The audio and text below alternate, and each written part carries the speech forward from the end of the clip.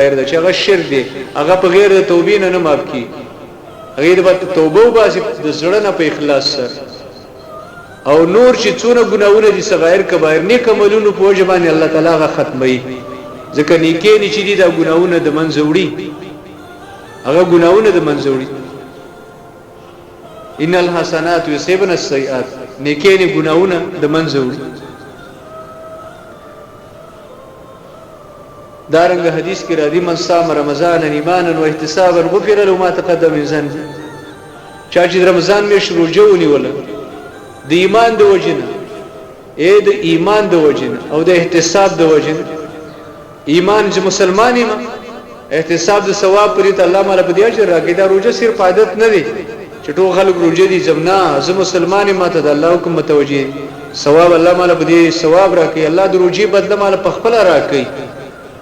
نو الله بر د مخکنی ګناونه ټول معاف کړي ګناونه به الله تعالی دلته ګوره دا ځن مطلق ذکر شوی ځن مطلق کبیره کې صغیره الله یې معاف کړي دا رنګ منهج جهاد البيت څوک چې بیت الله جو پای کې د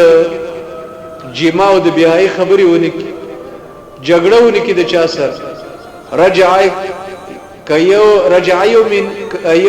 کيوم ولدته امه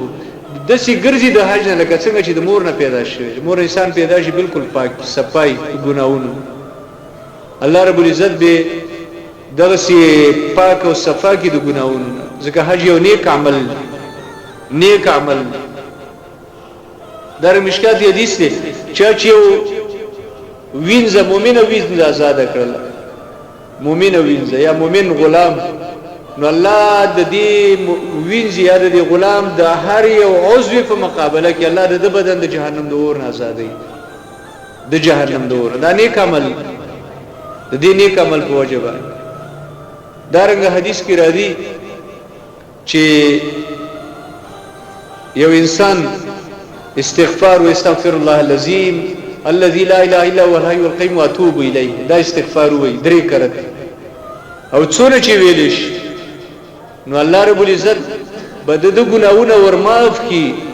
د ګناونه و ان فر من الذهب اگر که د جهاد د سنگر نه تختیدلې کافر تنا مرشدی پر وسره تختیدلې د مرد یې نه دا کبیره ګناه ده لوی ګناه ده یعنی کله دونه لوی جرم کړی دی الله به دې اسکار په وجه تمام دې استغفار په وجه به ورته تمام دارنګ نبی صلی الله علیه وسلم فرمای کچیرته د فرض منځونه وروسته سړی درې د شکر سبحان الله درې د شکر ته الحمدلله څلور د شکر ته الله اکبر دې کلمات ذکر وکي د فرض منځونه وروسته الله به ګناونه معاف کړي اگر کده ګناونه د سمندر د زګم رہی د زګم د ګناونه به معاف الله به ورته معاف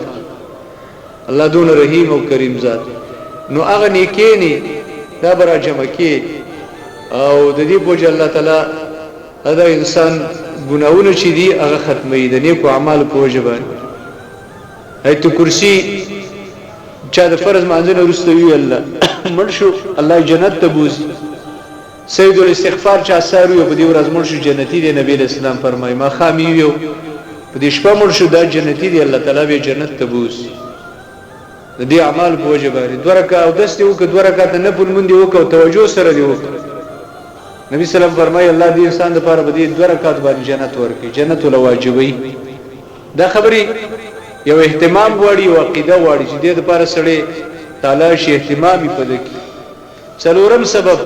د مسلمانانو دعاګانې په خپل منځ کې دي دعاګانو په وجبانی الله د انسان ګناونه معاف کوي چې انسان نه لګي ګناو دعاګانې کوي او بل او پنځم سبب